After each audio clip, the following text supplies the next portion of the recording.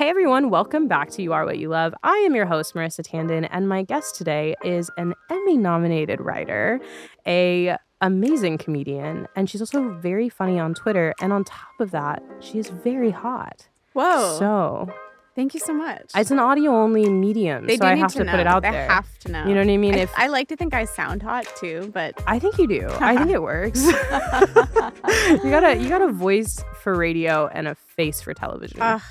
I'm gonna have you be my rep. Anytime. I'm gonna have you email that exact sentence to him. 5 stars. 5 stars. Would recommend. Well, everyone's already heard your voice, so please welcome Ellory Smith to the show. Thank you so much for having me. I'm so excited to be. We're friends in real life. We are friends in real life. So it's funny to see you in a professional setting. It is. I think it's funny for anyone to see me in a professional setting, as I remain very unprofessional most of the time. You're killing it. But I'm like, in my brain, we're still in college. I agree. I think like you said right before we started recording, it's been 10 years, and you're right. It doesn't feel that way. It doesn't feel that way at all. I feel like time is a vacuum. And I still feel like 20. Yeah. 19. Yeah. You know what I do miss, though, is getting to see you every week. Yeah. That's the one thing I really miss about college. No, so real.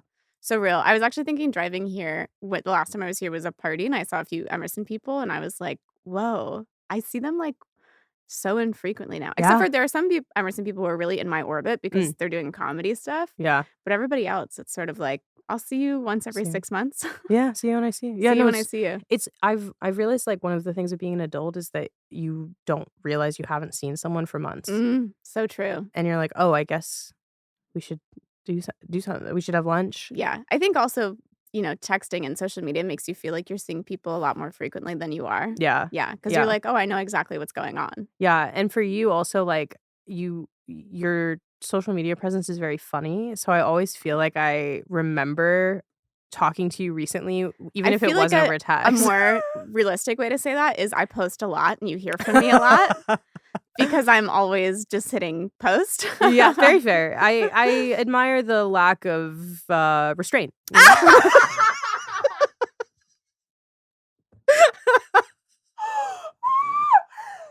That cut me to my core. That got me so good. But you know what? As much giggling as we have, I think something that I recognize is that one of the reasons we connected is that we have the same core to our bones. So what are we talking about today? What's the thing we're that talking changed about Twilight? you? I will say, like, what we see in each other is fandom. And I think we're both fandom people. I agree. Which is something I love. Yeah.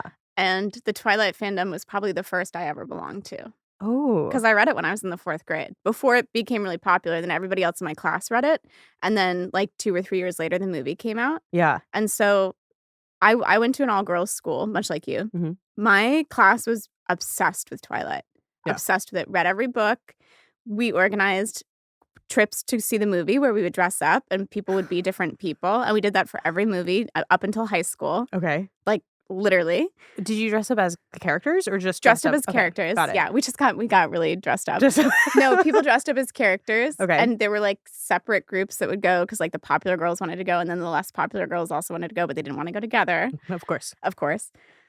Yeah, it sort of took over like a hive mind sort of thing. I'm very jealous because I also went to an all-girls school and I was also obsessed with Twilight, and it was not something that was in the consciousness. Like, interesting. It was like the not cool thing to like. Yeah. Which, looking back on it, feels wild because everyone loves it now, or at least has it in their the lexicon.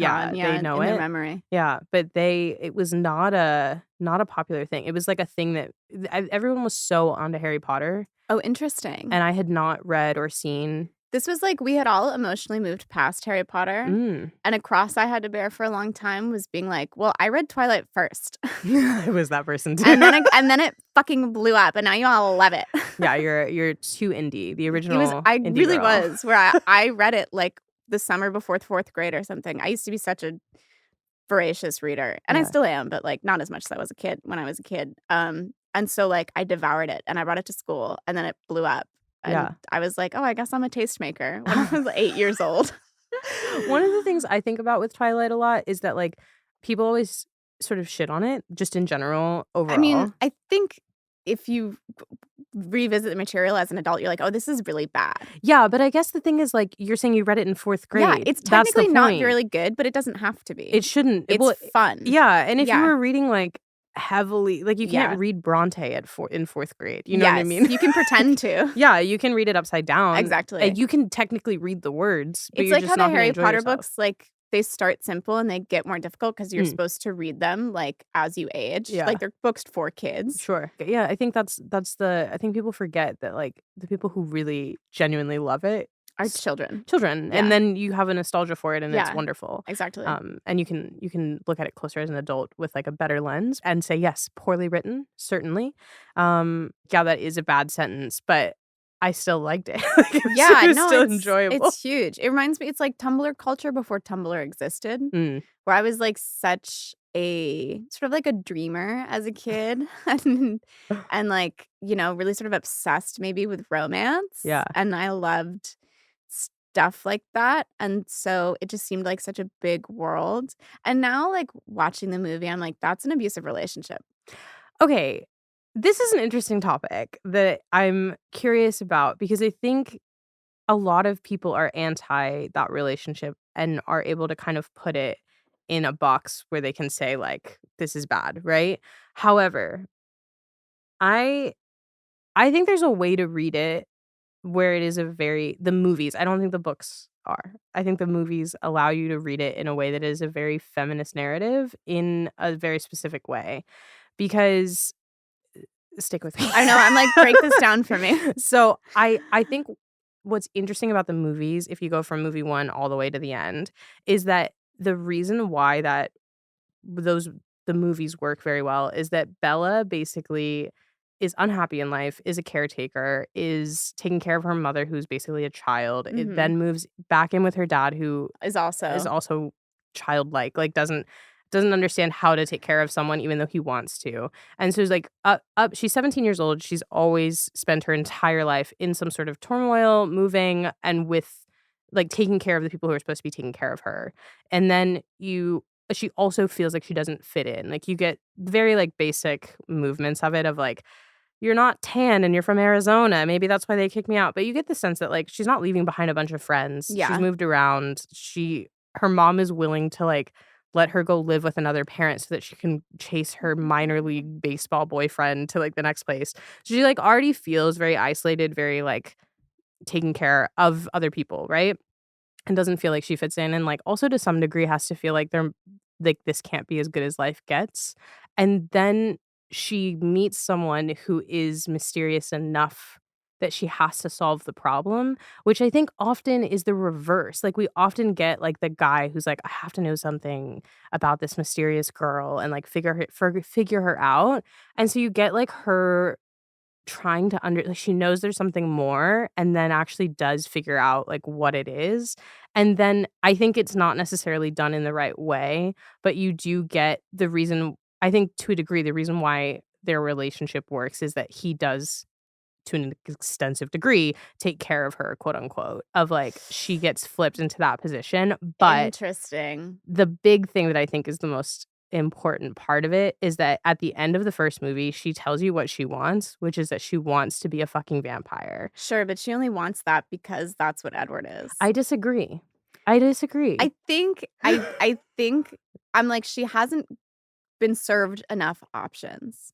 If I'm taking it, like, out of the world of the book and I'm putting it sort of into the real world, I'm like, any child who is raised that way and is parentified and doesn't need something else and doesn't know what, they will jump at the first option that comes. That's fair. The first thing that seems interesting, the first thing that seems big, the first attention that has been paid to them, Mhm. right?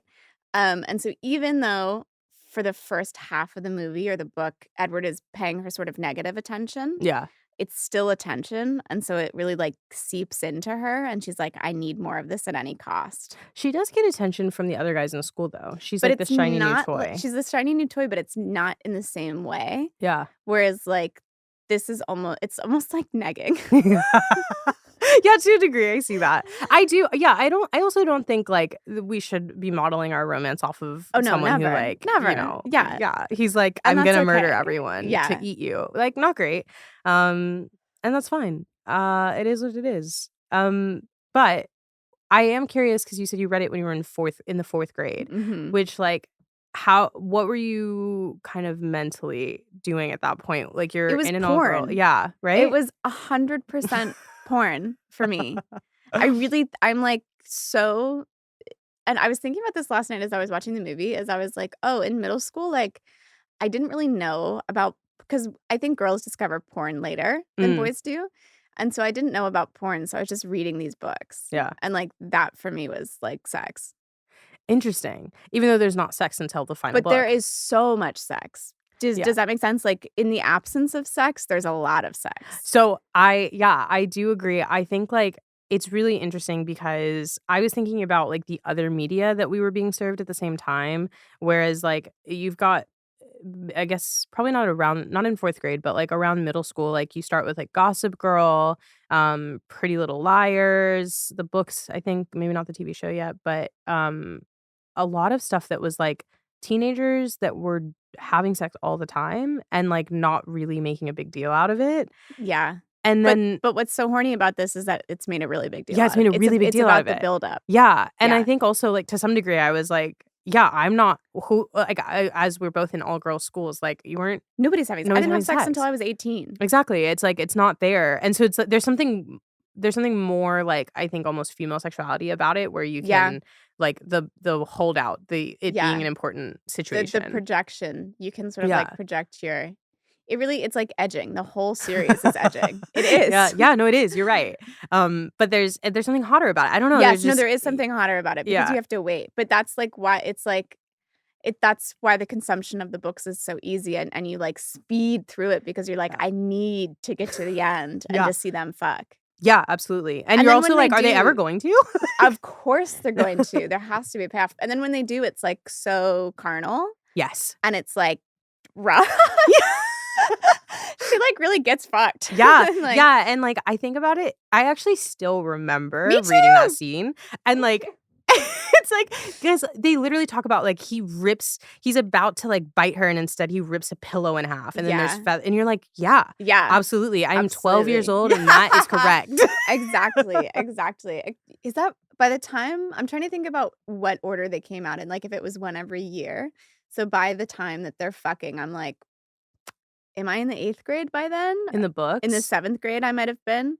So I went from, Yeah. like, 4th grade to being like, "Okay, now I sort of understand what sex is, and I'm ready to read about it." Yeah, Yeah. which is interesting too because I feel like in the 4th grade, you don't really understand what it is yet, and the books also don't, but you Yeah. understand that there is something else that happens, Yes. and that's There's, like, sort a of what little they're tingle in your stomach where you're like, yeah, "Okay, I like this." yeah, Yeah, I'm and then you keep interested. reading, yeah. Yeah, and it's like even that one is like 'cause I know in the first movie, you have that great scene, I think, where they kiss for the first time. That scene, I had to close my eyes rewatching it. It made me so uncomfortable.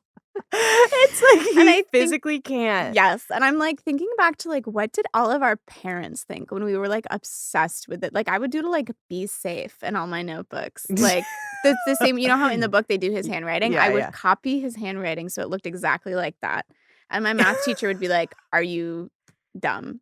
Are you okay? Yeah, like, there are no numbers in this notebook. I love that. I got in trouble in school in the 7th grade because we used to, like, decorate the outside of our lockers for people's birthdays, and I Mhm. have a summer birthday. So, you could do, like, your half birthday, which is Christmas Eve, so Oh, we were also not in school, no. and then you could rent your friends if you had, like, one of those, your friends could, like, pick a day, and normally it was, like, towards the end of the year, and so my friends had decorated my locker, and this was definitely the 7th grade because it was my first year at that school, and it was all Twilight stuff, and someone had put there's that line where it's like, "So the lion Lion fell in fell in love love with with the the lamb, lamb. what a stupid lamb, what a sick masochistic lion," and they had put that quote on my locker, and the administration was like, "You have to take it off," Why? because masochistic has a sexual Oh, connotation. that's so reaching. I'm It like, is, yeah. that for me, I'm like, oh, no, nobody would have interpreted that as sexual until you told them all that it was sexual. It's like when I was in middle school, I was at a dance and they played a Lil Wayne song and it said venereal disease and the administration was like, cut the song. And none of us knew what venereal disease meant. So of course, in that moment, we all go Google it. Yeah. And it's like, now you have actually just taught us all a dirty thing that we didn't know beforehand. Whereas if you just let it go, nobody would have been the wiser. Yeah. Yeah. I feel like, because I was like, it just means that he's like, he's like suffering. Self-suffering. Yeah. Which self-imposed is like suffering. Self-imposed suffering, which is like, of course, he's 100 years old and a vampire. That's normal. Yeah. And also, like, as we put it into this context of like the sexuality of it, of course, like there's the idea of like Catholic suffering. He's Catholic, and there's quite a bit of that whole situation. Interesting. And so I think, but you're right. Like, I wouldn't have known at 12 years old that word had an extreme sexual connotation if you hadn't made a big deal out of it. Like, nobody knew what autoerotic asphyxiation was until you just brought it into the conversation. Yeah, and no one needed to know. No one you know what I mean? Like, shut up. That's so funny. Yeah. Did you feel like, now you can say like it was porn, but when you were first looking at it, do you feel like there was something that made you click into this book is important to me? I think I kind of knew that it was porn. Yeah? Yeah. I think I kind of knew. Also, I liked that the books were long. I really liked reading. I liked that there were a few of them. I also sort of was like, it was a relationship I really enjoyed being inside. Okay. Yeah. Yeah. Just the intensity of it. And like, I don't know. Like, I remember like when I was a kid, I was like, I really want something like that. Yeah. But no, I don't. I don't. You don't want someone to be so completely obsessed with you? That they'd snap you in half like a little bird. Like, why not? Like a Lenny and of Mice and Men. And I've had boyfriends like that. You know what I mean? Yeah. And now, in retrospect, I'm like, did Twilight prime me to like... I've thought about this, and it's like, I don't know that it primed me any more than like Pride and Prejudice did. Fair. Do you know? Like, I think it is, in some ways, I think it's a true Regency romance. Yeah. It's sort of an ancient retelling. Yeah. Yeah. We would have gotten that messaging anywhere. Yeah. I think it's not good messaging, but I do think we can't blame Twilight all by itself. No, it's part of a broader issue that perhaps Stephanie Meyer fell victim to herself. Yeah. And I think she tried.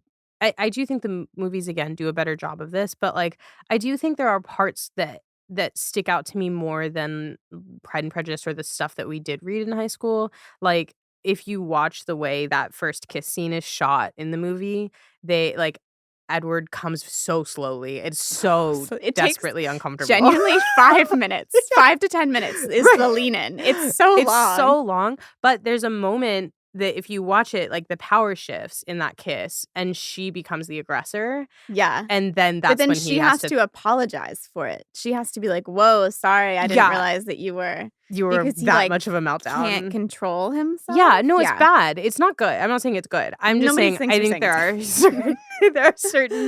are certain choices that they made that I feel like, as a teenager looking back on it now as like an adult, I think they tried to give her as much agency as possible. They could. Yeah. And I think it's interesting when you look at like one of my favorite fun facts about the Twilight making of the film is the song that plays at prom, which then plays at the wedding in Breaking Dawn, part 1, is they're not the song they were going to use. They were going to use like a classical score. Yeah. Well, they have, Bella's theme. Yeah. Yeah, that was like an anthem in my middle school. Yeah. People were obsessed with it. Yeah. Well, so Flightless Bird, which gets put into it, that came because they were rehearsing. It always sounds so like dirty when you tell the story, because they were rehearsing in a hotel room, but that's just the rehearsal space that they had on set.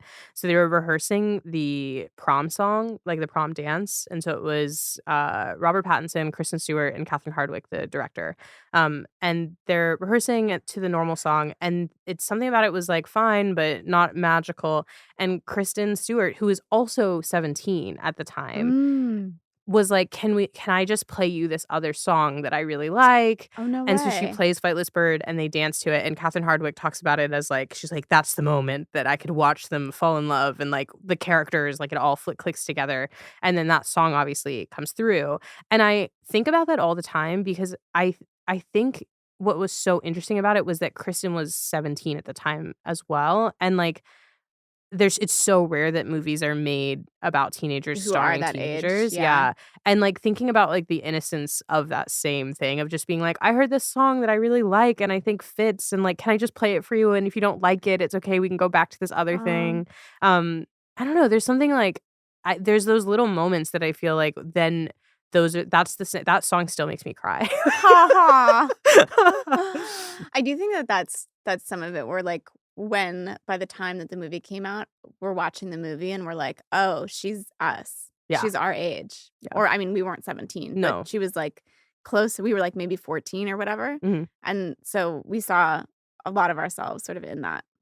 Yeah, in that space. Charlie is the best actor in the movie. Oh, of course. Yeah. Yeah. And he was, I didn't realize, on Gilmore Girls. Who is he on Gilmore Girls? He plays one of, like, the guys That Lorelai dates? dates at some point. Yeah. She's got a type. Yeah, she does. She does. And it might be the same as mine. I think it kind of is. I think I'm not against it. Oh, that's funny. He's a cutie. No, he's great. Billy Burke. He's doing a firefighter show right now. I'm just happy he's still working. I was will thinking be that as I watching was it. watching the movie. I was Yeah. like, I hope he's still. I bought my sister a cameo from the guy who plays Carlisle. No way. Yeah. A girl in my high school went to college in Carlisle, Pennsylvania because of Twilight. That's my favorite story ever. Isn't that great? She liked the college. She's a wonderful life now. Yeah. But I think that was the deciding factor. I see. And I think, that's the thing is, like, teenagers, that's the thought process. Yeah. And that's like, and maybe that's why I think, like, it really just did connect is, like, my thought process was that simple. Like, I like this thing and therefore I will change my entire life to We're be like, about oh, it. I recognize that. Let me do that. Yeah. And, like, she's doing the same thing. She's like, I'm gonna be a vampire because this is my first boyfriend. Like, yes. and the decision making really is that simple. Yeah. Yeah. That is such an interesting idea where, God, it's so interesting because you almost lose, like, the lens with which you were able to view Twilight through for the first time. Whereas, like, when I was a kid, I was like, yeah, this makes so much sense. Oh my God, I would do that. And now as an adult, I have, like, lost, because now I don't have that thought process anymore. Yeah. So I'm like, what the fuck are you doing? Go to college. Yeah. Oh, of course. Yeah. Yeah. So I almost can't enjoy it the way that I could when I was a kid because I have the power of rational thought. I think there's something like maybe there's something I want things to be that simple again. I want things to be that simple again. Yeah, Yeah. I think that a lot where I'm like, but also I don't because it's like then I think about actually being that age and I think about Bella and I'm like, there is such a lack of agency when you're a kid. And I see it now. I am a professional babysitter. And I see that a lot with kids I babysit where I'm like, you are never allowed to do what you want to do. You always have some practice or class or whatever to go to that your parent really wants you to be a part of, even if you think you like it. And maybe you do like it. Yeah. But you're never allowed to make your own decisions. You're never allowed to spend time by yourself. It's always like you're told to do. It's like being in prison almost. Like that's how I feel about childhood. I think it's very scary and the world is so big and you're never allowed to really advocate for yourself. And so when Bella is served a way to almost get out of that. Yeah. Where it's like you don't have to be trapped anymore. You Yeah. can like ascend to this higher level. Yeah.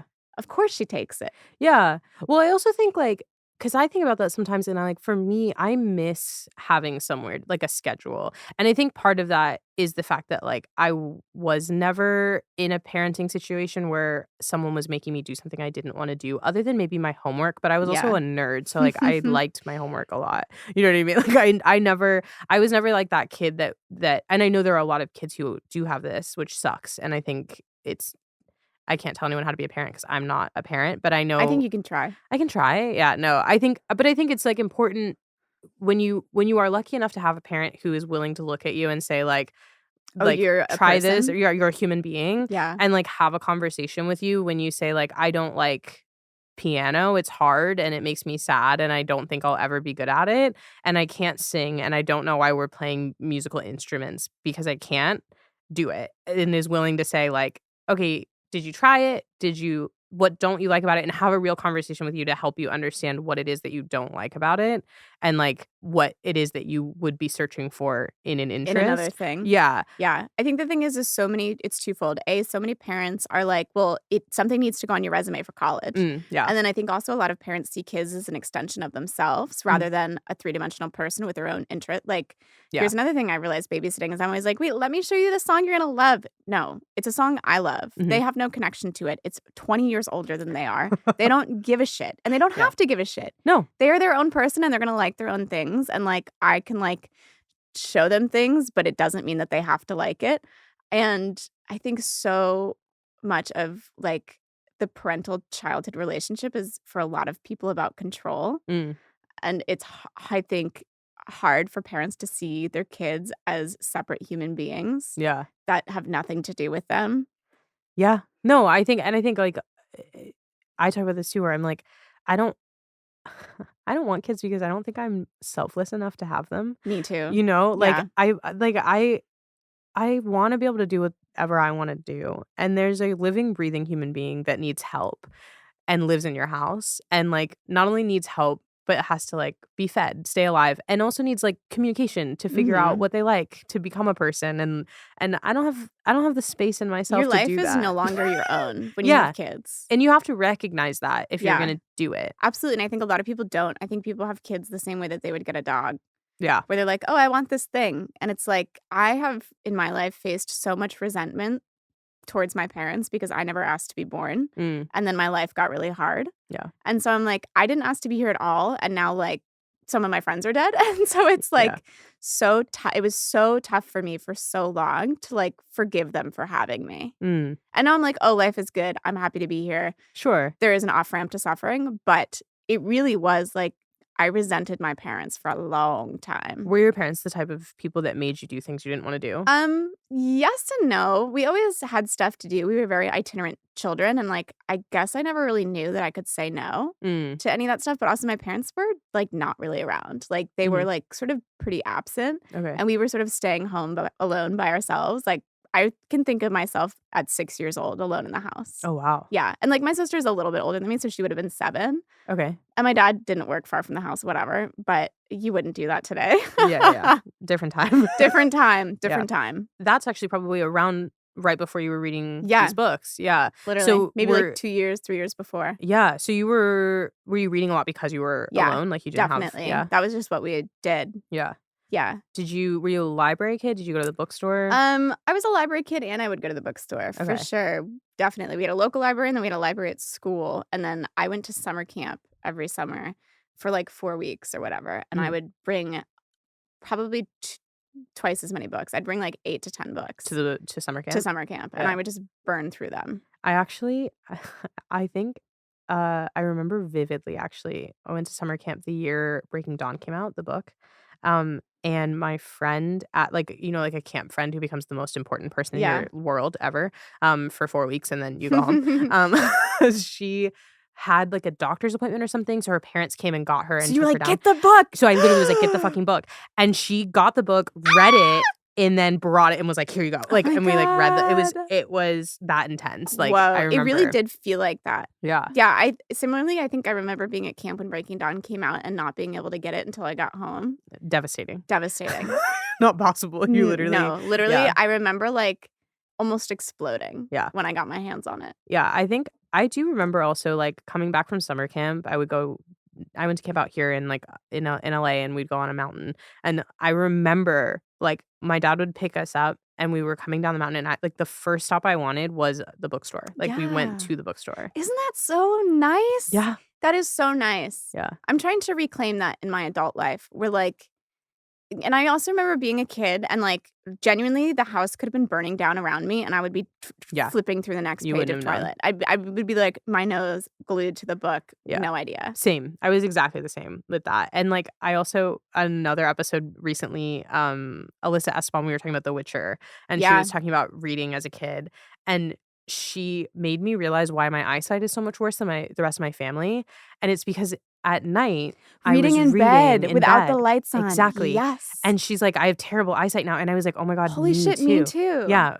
And I also remember like reading from like, I remember in the summer reading from when the light was like, it was light outside and I didn't need a light in the room until all the way when it got dark. And then my mom would come in and be like, "Don't you want a light on?" Yep. And I'd be like, "No, No, I'm don't need it. fine." Yeah. And she'd be like, "You're gonna damage your eyesight." Yep. And I did. I used to read at the dinner table as well, which Oh was my God, that's really funny. bad. Like, Yeah, not my parents would not have allowed that from me. It was like not in like a Defiant way. defiant way, just But like just I was like in the middle of something. Yes, exactly. And that's the other thing is like feeling like it can't wait. Yeah. Where you're like, "No, I can't get back to it. I need to finish this chapter right now." I do feel like Twilight, maybe not it wasn't the first one that I ever felt that way with. I think that was probably a series of unfortunate events. Oh, yeah. Where it was Those are like, good.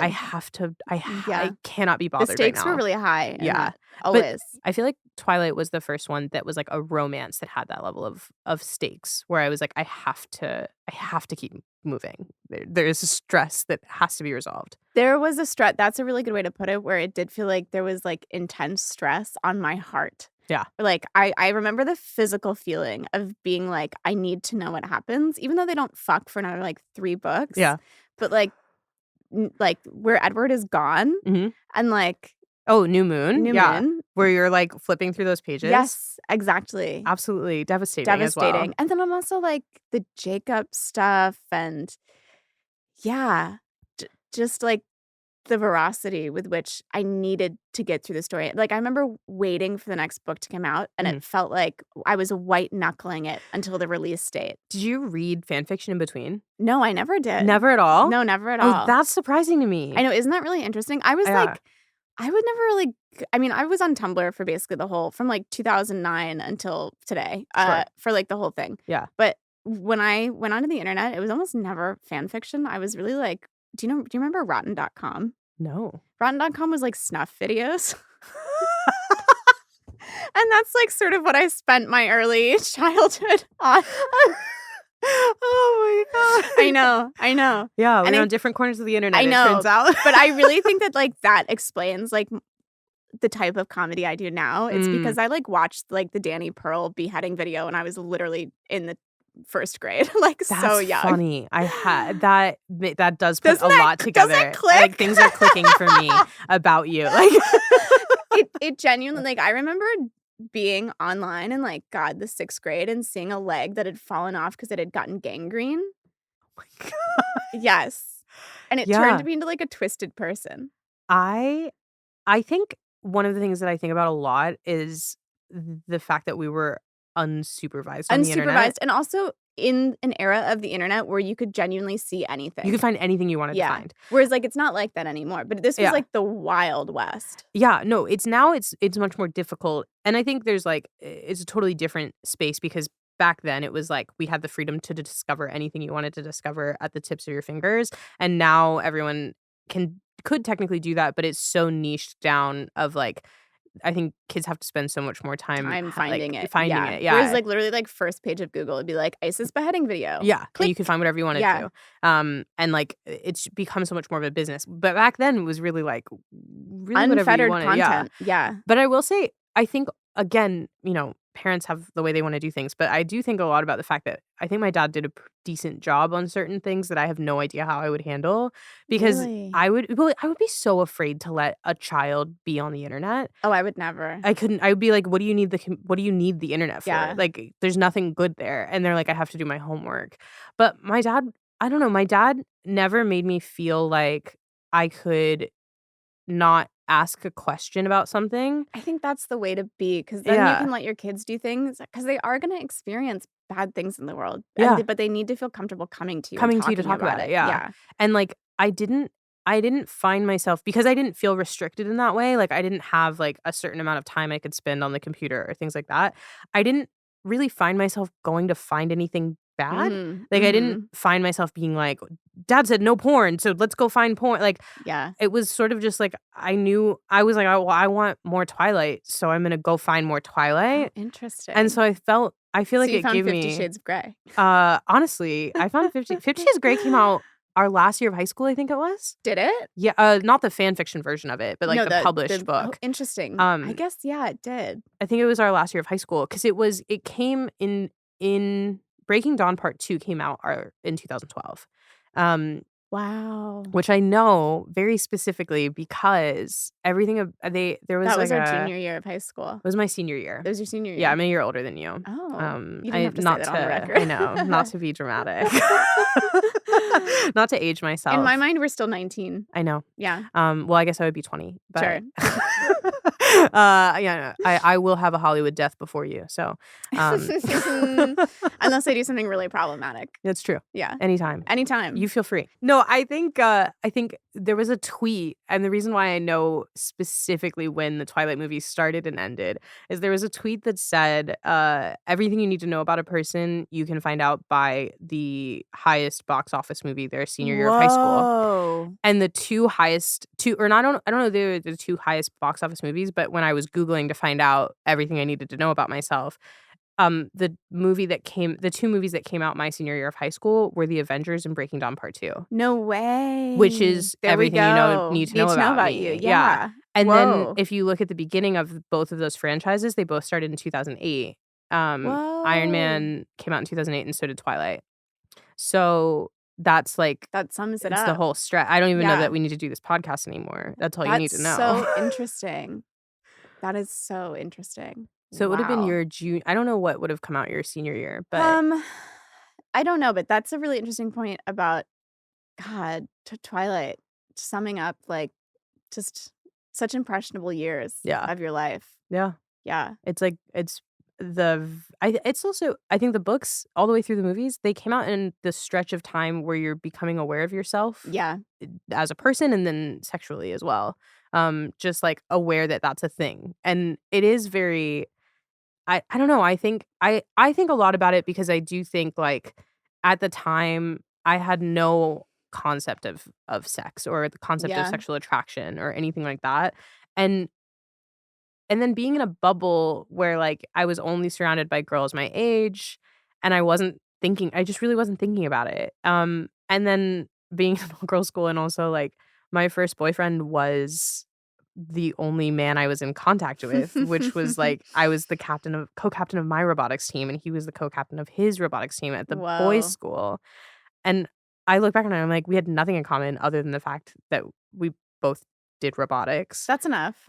And that was like I don't even remember. Oh no, I do remember. Like I remember that relationship, every piece of it. If I look back on it now, I'm like, what a disaster. We were not suited for each other at all. And no one is in high school or whatever. But like, I look back on it and I'm like, oh, I didn't know. Like he asked me out at Disneyland, but asked me out on the Haunted Mansion. That's like so funny. It was bad. It was like, he was like, do you want to be my girlfriend? And then I was like, there's a ghost in between us right now. This is not romantic. You're like, I am actually watching the Eddie Murphy clip if you don't mind. Yeah. Sorry, please back away. I'm busy. But I think back on it and I'm like, I didn't have like an understanding of it, and Gossip Girl and the other things I was being served were so far away. So many steps. Yes, Twilight is the first steps of lust. Yeah. Whereas like Gossip Girl is the end stage where you're missing all of the stuff in the middle. If you just immediately go to Gossip Girl and they're like not just fucking, but they're like cheating on each other and they're like fucking teachers, and Pretty Little Liars, they're fucking teachers. And it's those things are content about teenagers for adults. Yes. Yeah. Yeah. Whereas I think Twilight is content about teenagers, for young teenagers. For young teenagers. Yeah. Even middle schoolers. Even middle schoolers. Like preteen. Yeah. Yes. It's very YA. And I think what's interesting is, God, on Twitter, you'll see these discussions where people are like, the reason that people think YA sucks now is because they're all adults. I do agree to some degree. To some on extent. that. I agree and I disagree. Yeah. But it's the part that bugs me about it is that like I was having a conversation with someone who actually had like the market data because she worked in teen television. And basically like what she was explaining to me was that when you're younger, you want to watch people a little bit older than you. And then when you're a teenager, you want to watch people in their 20s. And then there's a certain point where you revert back to wanting to watch people younger than you because you start to feel old again. Yeah. Like, God, wow. So like there's teen television that's made for people that are younger than teenagers, and then there's, like, the college television that's made for teenagers. And then there's teenage For media for 30s oh and my god, yeah. that's Riverdale. Exactly. Yeah, it's like it's when you're shitting on something, you're not thinking about who it's made for Yeah. necessarily, and I do think Twilight was for the age group. Like, it was for Yes. slightly younger and above. Absolutely, Yeah. absolutely, absolutely. Yeah, that's such a good insight into, like, critic culture at large, is I feel like now, because of social media, everybody gets to be a culture critic, Yeah. and none of us are practiced in the art of, "Oh, that wasn't made for me." I think that is the most important thing to remember when Yeah. you're watching something. Who is this made for? Am I the target demo? And Yeah. if not, maybe I should just move on. Yeah, you don't have to watch. You don't have to. There's plenty of other things you could be doing with There's your life. so much content, you can just scroll and find something else. Yeah. Yeah. I think about that a lot, with stuff like Twilight, where it is like I was watching this video. This guy on TikTok does like movie reviews. Like most of his videos are like lists of like top 10, this, and this, my opinion, whatever. And he made a video.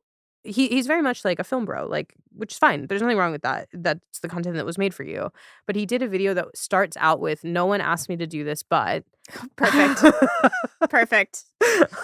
"Here's my ranking of the Twilight films." And I was like, I don't care what you have to say, first of all. But then I watched it, and his ranking was wrong, first of all. And the thing that bugged me the most about it was he said, "Breaking Dawn Part 1, nothing happens in the movie." And I was like, I'm so sorry. Wait. Everything happens. Everything happens in Breaking Dawn It's the Part 1. culmination of the entire series. Right. Which I could... But then I was listening to it. I was like, this is why primarily men don't understand why Twilight works, which is that you're looking at it as a vampire movie. It is a romance it's a love movie. story. It's a love story. Yeah. So, like, in Breaking Dawn Part 1, you've got the culmination. They finally have sex. They get married. I was about to say, he thinks that them getting married is nothing happening. Yeah. But for us, it's everything. It's everything. Because you have to sit through 3 movies of him being like, "I want to marry you," and her being like, "I don't think I don't know." And then, like, it finally... So it's a stunning wedding scene. Yeah. Everything comes together. Everyone's there. It's beautiful. And he's like, "Breaking Dawn Part 2 was great." And it's like, it is. But did you like it because of the action scene? Yeah. He liked it because that's when the Volturi, like, that's when they fight. Yeah.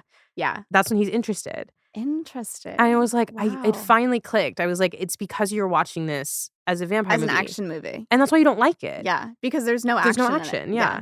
There's like one huge fight scene every 4 books. Yeah. And like the first movie you do, I did have the pleasure of watching someone watch the first movie for the first time recently. And it is kind of violent where they're like, "Let me rip him apart and set him on fire." Yes, and they're dancing in the back, around Jasper the body. is dancing around the body.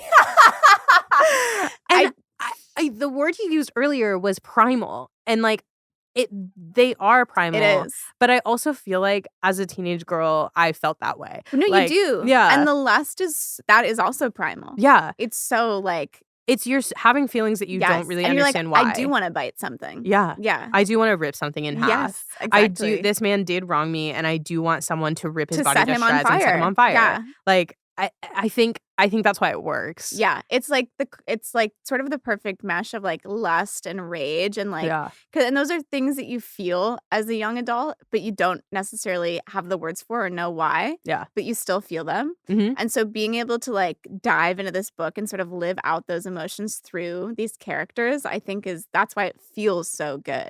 Did you at the time? Because I'm thinking back as we're talking about rage and like the primal feeling. Were you like an angry kid? Yeah, definitely. Yeah. Did you feel like this was one of the first times you saw someone on the page get to be angry in a violent manner?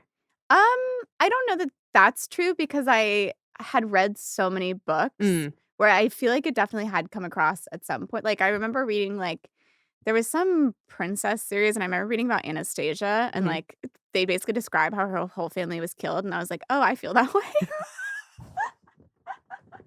We're laughing, but like I think like people don't realize that like violence is a part of the teenage girl experience. Yes, absolutely. But I think like in recent years people have because I'm like now I think. Like, if I think back to, like, Assassination Nation, do you remember that movie? I do. I feel like there is sort of like a teenage girl slaughter Yeah. content space now. But I think there is so much anger involved in being a teenage girl, and we are so rarely allowed to tap into it. Mhm. And we're often told to suppress it, whereas like boys are sort of allowed to roughhouse and they're Yeah. allowed to go play violent sports. Meanwhile, I was like on the track team, and Mm. they're like, which I think for me and turned into internalizing a lot of my rage and like sending it inward. And so I was not on the surface a very angry person, but deep down, like Rageful, I yeah. was so rageful, and it turned into a lot of self-harm. Mm. And it took me a long time to be able to like work through that and out and sort of outside of those cycles. Yeah. Yeah. Yeah, I think, like, whether it's physical or mental, I think that internalization of rage as a teenage girl happens to most. I can't say all, I don't know every I feel teenage like girl, everyone, but but, yeah, like on some yeah, level. and it's also I think also there's the extent that boys don't have to go through this in the same way. There's the extent that you are being told to hate yourself as well. Yeah. Like, there is On every I think this a lot about with the kids that I babysit now, Mhm, because I feel like it really is coming from all directions, mhm, where, like, on TikTok, on YouTube, on Instagram, like, constant. constant barrage of, "Here's a makeup tutorial," and it's all advertisement, and it's like, "Here's how I got my nose job," and, like, it makes me feel scared and sad, and I Yeah. can't imagine being a little girl and getting those messages, because I remember I was a little girl, and I got those messages hard, and I Yeah. didn't have all of those platforms, but I got it from TV, I got it from Tumblr, I got it from magazines, Mhm. you know? Yeah. Yeah, and also, like, just from the women that were adults around you Yeah. that already have internalized that. That was a real like, the eating disorder mom pipeline. Mm. Yeah, or, like, even, like, in my, like, whatever, 4th grade class, like, our afternoon snack was, like, the 100-calorie packs. Oh god. Yeah, or Yeah. something about my high school. My school was K through 12 altogether. For a while, you weren't allowed at lunch to have 2 carbs on the same plate. I'm sorry, what? So if you weren't allowed to have bread and pasta, you had to choose one, and there were teachers that would go around and, like, monitor. I am like, my jaw is on the I floor. know, and it I always tell people that, and they have that reaction, and for a long time, I didn't like, it things that happen to you as a kid that you think are normal, Yeah. and then you say them out loud, and you realize via another person's face that that is not Normal, normal yeah. or okay. Yes. This is one of those things. Yeah. Yeah. Yeah. Yeah. Did you do extracurriculars that were, like, typically feminine but made you aware of your body? Like, I know I danced. Yeah, we Yeah. had to take dance classes at my school, Okay. so definitely that. Mhm. And I actually remember I did dance workshop, which was, like, an elective. Also, at my school, you had to play a sport every season Okay. unless you were in dance, and then you were Excused excused. from it. But I ran indoor, outdoor, cross country, track, and I also did dance workshop. And I remember in one of the dance workshop meetings, my teacher telling another girl that she looked like a cow. Yeah, Great. and she was a thin girl. Great. Yeah. Yeah. Yeah. And I have remembered that every day of my life until today. I I brought up dance because I had actually maybe the reverse moment, which was when I had an adult woman in my life say something that made me realize I was viewing myself in a negative way and I Oh, shouldn't, wow. which was I still I think about her all the time. I don't talk to her anymore, but, like, I took dance most of my life, and when I started taking it at school, I was doing it to get out of PE, because I was Me like too. yeah, I played basketball and I danced, and I was like, I'm "That's not taking PE I class, don't wanna do yeah. the rest." Yeah, I'm not swimming in the middle of the day. Yeah. Like, I it's didn't take PE not class at all in high school because I did those things. I took it ninth grade, and that was the only reason we were like, we Required had 1 to, year, yeah. yeah. You had to take health 1 semester and Yeah, we swimming, had the same yeah. thing. And then I took dance, and I had this teacher who also also was, I think no, I'm pretty positive, my only black teacher, that Your I whole had. life? No, in high school. Oh, wow. But in high school, and then this was my freshman year of high school, I had been dancing, and I was with this teacher, and a big part of dance is looking in the mirror, Mhm. to watch your form and watch everything else. And I went to a predominantly white school, and so just by nature of humanity, I am built a little bit differently than the other girls that I was around, Mhm. and I had curves earlier than most of them did. And I had my dance teacher held me after class one day and was like, "Are you aware of how you look at yourself because you're not looking at yourself in the mirror. And I was like, I don't know what you're talking about. Like, I didn't want to talk about it. I was like, I don't know what you're talking about. Because it wasn't even conscious. I was just like, she was like, you watch the other girls in the mirror instead of yourself. Oh my and you have to be watching your God. form and whatever. And like, basically was like, it's not about how you look compared to other women. It's about how you look compared to yourself. Yeah. And like, this dancing is not about being skinny. It's about being strong. And so you need to be aware of the fact that you are able to hold your body and be able to do these Wow. things. It's so And incredible that that person existed in your life. Like, Yes. that's such a 1 in a million chance, especially, like, in that era. Yeah. Her name is Miss Weena, and if she's listening, I love you. Wow. I think about you all the time. What a, like, rescue. Yeah, but I think about the fact that that's the only time I can put my finger on a moment where, Yeah. like, I don't know if you have moments like that No. or yeah. Not at all. It took me so long to get off that metaphorical treadmill. Yeah. Yeah. Of just, like, how, like, I didn't even think about the calorie packs until you said the 100 calorie packs, but it said it on the package. That is, like, a stain on wider culture Yeah. that, like, will be so hard to remove. Like, the 100 calorie packs, like, the low like, I told you earlier downstairs, Yeah. my goal for the year, I'm not doing anything that's sugar-free. Which I think is great. Yeah. I so, like, wholly, like, spiritually and politically do not believe in that stuff. Mhm. Where, like, I don't even drink diet soda anymore. Oh, really? Yeah. I mean, I am jealous of that because I think it's such a thing that's in my brain of, like, I drink Coke Zero, I drink sugar-free. But then I find if I drink a full fat one or a full calorie one, I only want the single one. And I'm like satiated after one. It's enough. It's enough. Whereas, like, I would literally have 10 Diet Cokes. That does make sense. Yeah. Because the sugar is enough The sugar to, like, is give you enough what you to, want. like, to fill me. Yeah. And I also, like, everybody's needs are different, etc. But I don't count calories. I don't, you know what I mean? Yeah. So, yeah. No, I think I'm going to tie it back to Twilight, actually. No, please because bring in it back my around. brain, I love it. Okay, so what I'm thinking about is the fact that Edward, as a character that Bella is interested in, is a vampire who is withholding the full such an interesting calorie idea. version, you know? Like, Whoa. he's drinking animal blood instead of humans. Yeah. There's even the part in the book where he says that what he's doing is like a human existing solely on tofu. It's enough to stay healthy, but he never feels full. Yeah. And so I didn't think about it until we were already talking about, like, how much we were restricting ourselves in society as young girls before you should even really be aware of those things. And I wonder if that's, like, obviously it's a reach. I don't know that Stephanie Meyer was sitting there being like, I'm going to give. But I think a lot of that is subconscious. Yeah, I think it is. And I it's think like, that comes across. and it's interesting because I think it's rare that we see male characters that are withholding something. Yeah. And, like, I think withholding rage is pretty typical for male characters where you have a girl who's like, oh, it's so great that he didn't punch someone in the face, you know, like, and he's punching the wall at home. yeah, he's like, you're like, oh, what's that hole in the wall? Well, I was gonna punch my father, and instead, and then the girl's like, you're so good. Yeah, you're such a good guy. But it's rare that we see, like, almost this sort of, like, monk-like Yeah, it is restraint. very monastic. Yeah. Yeah. I don't know, it's interesting to me that I think you look at it, and then he even has these, like, moments where he talks about like, slipping, you know, like, he was killing people that were bad people, so it was okay. Oh, yeah. And to take you one further, they don't talk about this in the movie, but they do talk about it in the books. Because Midnight Sun came out during COVID, and I read the Did whole it come thing. out during COVID? It was 2020. No, I thought it was earlier than that. Was it 2019? I honestly think it was 2017.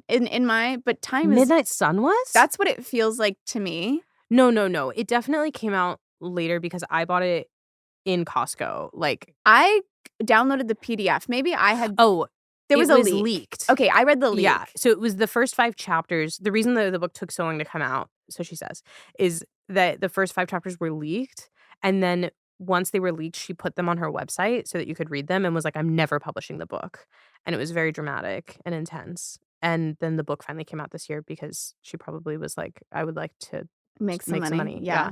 But in both books, it's more, I remembered it in Midnight Sun, but he Bella asks what would happen if you ate human food, and he says you can eat it, but you have to throw it up later. Stephanie, your subconscious is not so subconscious, is No. it? It's like he eats pizza in the book, and in Midnight Sun, he literally has the thought like I am dreading having to throw this up later, and it's fascinating to think about it in the sense that like these books they were written for teenage girls, Yeah. And it's not like a positive, like he's not like glorifying throwing No, up. it's not a positive. Yeah. But it exists. Yeah. Which is still it's still interesting. It is interesting, and it's also it seems more like it's about restraining yourself from your true nature, Mm. which would be to be like Or is we've it talked about, about. like, restraining yourself from hedonism? Mm, Like, that's another sort of vibe I'm on lately is yeah. I now lead a very monastic life where I don't drink and I get enough sleep, and, Mhm. like, I try really hard to make safe, healthy decisions across all pieces of my life. Yeah. Um, and so maybe, like, there is something about, like it's so interesting because I don't think that any of these conversations apply to food, and I think it can be a very slippery slope when they do. Yeah. But I think in other practices, there's something, like, almost healing and, like, religious about withholding, depending Mhm. on what you're withholding from. Yeah. Yeah. Yeah, I Where, think like, that's you true. don't need to indulge your worst interests. Mhm. Whereas I think we are served a lot of media that's like, "The world's going to shit, everything is bad, I get to do what I want." Yeah. But you don't always have to do what you want. I think that's an interesting thought because it is like this restraint that he has is a restraint that's keeping him from murdering people. Yeah, exactly. So It's like a it religious is, practice for yeah, him. it is. Yeah. And I do think one thing I wish the internet talked about more is the fact that he is Catholic. Like he is saved during the Spanish Yeah. influenza. By a priest at the end of his life. Yeah. Which is funny because it's like he will never experience an afterlife, and yet he still believes in God. Yeah. And still believes in the moral compass of religion. Yeah. I Um think I think you have to. yeah. Like, if you are it's a bit of a Tuck Everlasting vibe Mm. where I think he needs that, and I think people at large need that, otherwise they would spiral out. I do think, like I don't know, we haven't talked really about religion in our friendship before. No, never. I know, That's so weird. funny. We're very, Well, I don't think either of us are very religious people. I'm actually pretty religious. Are you really? Yeah, which I think is, I mean, yeah, Whoa! which but I've struggled with it quite a bit Were you recently. raised religious? I was, yeah. Interesting. Yeah. Catholic? No, Christian. Christian, just not Okay. denominational, Not which I think is denominational. part of, like That's chill. yeah, That's cool. it's not a like, nothing aggressive, nothing Yeah. like, and also nothing particularly restrictive as well. Like, I think the reason why religion works for me is that it's more about, like, the idea that there is something more powerful than you out there. There is someone who has a plan in the chaos, and that Mm. in theory, someone is there to take care of you in a way that you may not understand. And I think that's why it's always worked for me on like a personal level. But I think also what's interesting in having religion juxtaposed with immortality in this is that there is a huge component of religion that is the afterlife. And I think sometimes it's made in a way like, sometimes one of the reasons why I think religion can be so off-putting for people is that it's this moral compass of it can be presented. I don't believe it in it this way, but it can be presented in a way that it's like, you have to follow these rules so that you aren't punished after you die. And to Mm. me, I think that's the wrong way to I Look can't at tell it. anybody how to be religious, Yeah. but I think it's the wrong way to look at it because I think it's more about the life that you're living now and living it to the right extent. And I think one of the things that was interesting to me back then as well, while I was forming my own idea of religion, is the idea that he remains religious even though there is not the punishment after. I think that's what's important about it. Yeah. Like, I was raised totally secular, no religion at all, and then I think in my later years, I have come to be a little bit more religious Yeah. just in sort of the way that I organize my life. Mhm. Like, I deeply think of, like, community service as a religion for me Mm. and, like, a practice, and so I almost and I'm also vegan, and I think, that can be a little religious for me as well, where there are things that, like, connect us to the larger world and the larger plan, and, Yeah. like, my ethical alignment requires that I do some of these things. And so I do them, and through that, I know God. Mm. Yeah. Yeah. I think that's a really interesting way to look at it. And I think it's easy to think about it only in the sense of the afterlife because we're all afraid of dying and mortality is a thing. But I do think it's more about the life that you're living now and what you're choosing to do. And that makes death so much easier. I Yeah. was thinking the other day, this is so morbid. I was thinking because I was reading this book that was talking about life and death and etc. And I was thinking about how much I like my life and that if I died right now, I would feel fulfilled. Interesting. Where there are very few things where I'd be like, oh, I never got to do X, Y, or Z. I'm like, oh, I've done so many things that I'm so grateful for. And if I'm imagining my funeral, there are so many interesting people there who would be surprised by each other's presence. And I'm like, oh, my life is now so holistic and good that I feel so comfortable with the idea of death. I don't want to die, knock on wood. Yeah. I love my life. But it doesn't scare me. Yeah. I do not have that same feeling, but I am very happy for you. Yeah, I will say I've struggled with it in the sense that once you know someone who's died, I think you have to really think about what you think happens after. I have struggled with that a lot where so often I'm and I never felt this way before, but I'm I pray that I get to see the ones I love who have died. Yeah. And even if it's not true, and who knows, but I'm I need it. I need that idea. Yeah. And I hope so badly that it is true. Yeah. I struggled with it most recently. I've lost 4 people in the last 2.5 years, and it was the first time I've dealt with death as a concept, or not even, or I mean, I guess not as a concept, but as a reality. Is what I mean. And I realized in it I was struggling because all of it felt very unfair, very as though there is no plan, very very ridiculous. And the there's rage. And the rage and the frustration, and how could, if there is someone that is taking care of us, how could you let this happen? But then the frustrating part about it is, and what I ultimately came to, is that I also still need desperately to believe that there is something after. I am hanging on to the life raft. Yeah. I think I don't know. And then I wonder sometimes if that's even at such a young age, what was appealing about the religious aspects of this book, because I do think it's obviously very coming from a different religion. He's Catholic in the book. The writer is Mormon. There's a very different type. I was not raised in either of those religions, but I do think one of the reasons why Edward has to stay so religious is the fact that he has killed people. And so he has to hold on to the idea that the life that he's taken was pure to keep himself from taking life again. Yeah. I think also he wouldn't be able to live with himself if he didn't, but because he's immortal, he will always have to live with himself. Yeah. And he doesn't get the release of death. Yeah. So he needs to figure out how to live with who he is. As you can probably tell, Ellory and I had a lot to say about Twilight, over 2 hours worth. So this will be our first 2-part episode. Next Wednesday, we'll be back with the second half of my conversation with Ellory, where we dive into the importance of love triangles, the different meanings of immortality, and whether we saw ourselves more in Bella or in Edward. Plus, one of my favorite behind-the-scenes stories from the Twilight set. If you're looking for more to listen to between now and then, I think you'll enjoy an early episode of this season where we took on the other side of the vampire wars and talked about Buffy the Vampire Slayer.